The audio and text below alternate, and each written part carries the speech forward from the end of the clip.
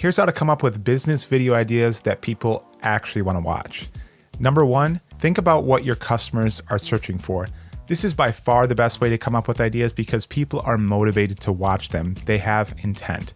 Think about what questions your customer might be asking early on. What pain points do they have? What are they trying to solve? And create videos addressing all of those. Now, typically this is a how-to video. It's a what is video. It's a list video, comparison video, review, or even a buyer's guide. Any videos that address the search intent do really well long-term because they have high engagement and people are motivated to watch them. Number two is to look at your competitors. This is a great way to save yourself a ton of time and weed out those good ideas from the bad ideas. Now, don't copy them exactly, just use those ideas as a basis for your video. Make a video that's more detailed, more in depth, that provides even more value to your customer. Number three is to look at your comments. This is a great way to come up with ideas because they're directly telling you what types of videos they'd like to see. Use those questions as a basis to a single video or combine them and make a Q&A style video.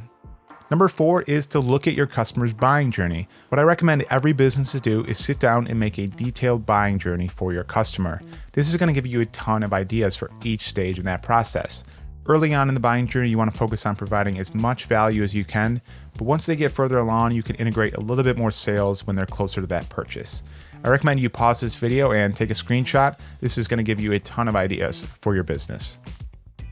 Number five is remake old content. Now, over time, you're going to see certain types of videos do better than others.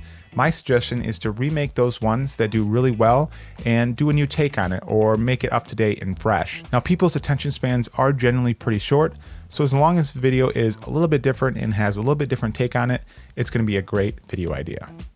Number six is to ask your audience.